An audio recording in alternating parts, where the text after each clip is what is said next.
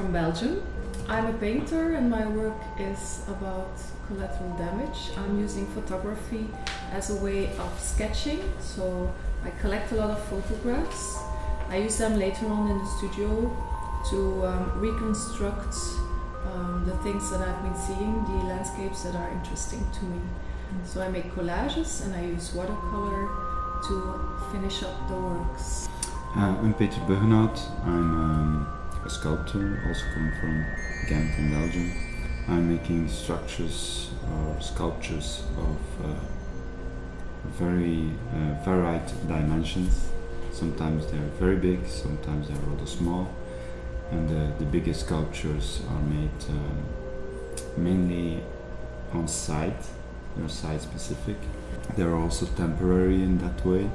And then, but here I'm showing in the gallery, I'm showing some smaller pieces of mine in the typical materials I'm working with, like dust and intestines. For me it's the second time, but it's the first show in Korea. For me it's the very first time, very first show. It's very nice to be here. I think it's a very interesting country. We'd like to see more because we haven't had the time to visit a lot of things, but I hope we will be able to do more things here and to see the country that way, maybe. Mm-hmm. Yeah, as Marie said, we didn't have much time to see something, but we mainly enjoyed the wonderful food you're having here in Korea. Yes, I think it's always interesting to have a new audience, of course.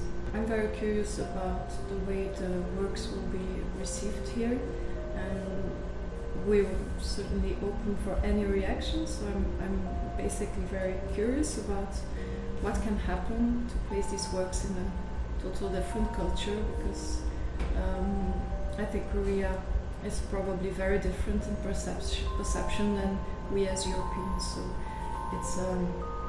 it's very interesting. I hope it's going to be very interesting, but I'm quite confident it will be. Yes, some countries, some cultures fit better in a way, or respond better in a way to certain types of art. Some people have told me in advance that my work would fit very well here in Korea. So I'm looking forward if these people were right or not, but I am also pretty convinced that it really will work fine here. I'll tell you a story that's maybe easier.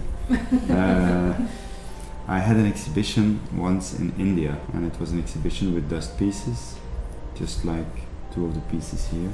In India, in general, people that saw the show became very angry watching the pieces. They were very angry because they thought I was mocking with them, because the streets are there's plenty of dirt and dust in the streets, and people said, yes, what are you doing here? You're showing what is on the street and pretending it's art. They were very, very angry. And then the same pieces went to Finland, and I showed these pieces there, and people came to me and he whispered in my ear, is your work about death? Death? No, death. Death. Yeah. So, and then later on I showed the same pieces again in Germany, and there people were saying all kind of philosophical and abstract things about the work. So I think every place again really responds in a completely different way. And so far I don't know how people are going to react here, but it will be for sure very different also.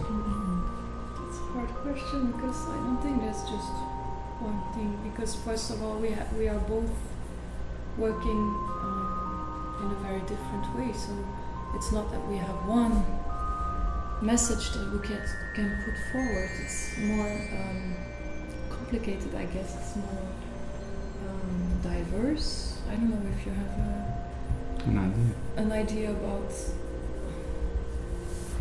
No, you emphasize in a way by naming the exhibition Temporalizing Temporality. Yes.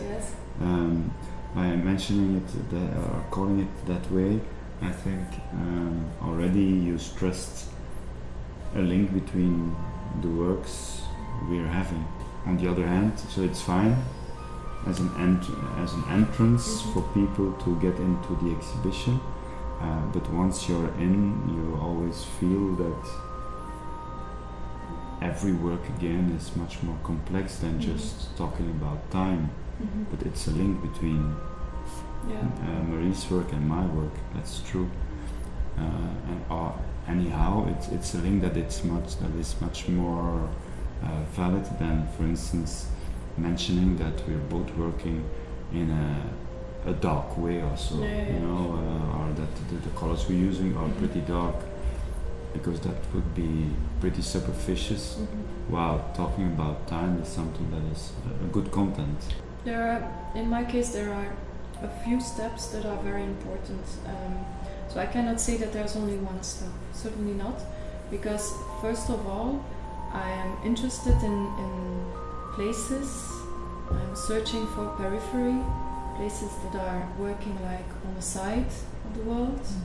The second important aspect is that once I am in the studio, deciding which images to use, how to combine these images. And the third important aspect is the printing of these images. I do this myself in a dark room. There's a lot of things happening in this dark room, a lot of things coming up. Nothing is under control, so a lot of things happen by chance, which is very inspiring.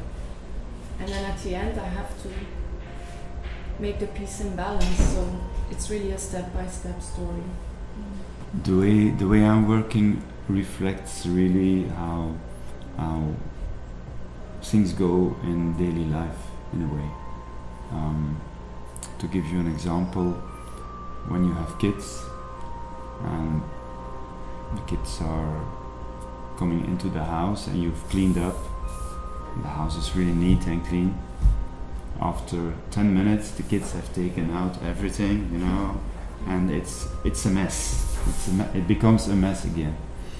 And then you clean it up again, and then after a while, the kids have made another mess. That's the way life goes. You try to structure it, but in the end, it gets destructurized by all kinds of events. And that this is also the way I make my work. I take things from wherever and I put them together in some sense that looks logic step by step. I mean, I have a reason to put one element next to the other, and then I have a new result, and then it looks logic to put here something next to, and then to put here something next to, but in the end the complete thing is unlogic, just as unlogic as this room where the kids have been playing it looks like too after 10 minutes of playing. This is very difficult to describe because having so many different materials. Sometimes I drive my car and I see something beside the road, and then I say, yes, this I might use, and then I stop, I put it in the car. So my car is always plenty with stuff. And then sometimes I'm really make things myself, or I start a sculpture and I stop with it, and then later on I cut off pieces to put in other sculptures. So there's really no rule or no specific way of finding my materials. So in the press release, I kind of wrote it so your works seem like, your landscapes seem like a place that doesn't really exist within this world. Could you explain a little bit? These places don't really exist, of course.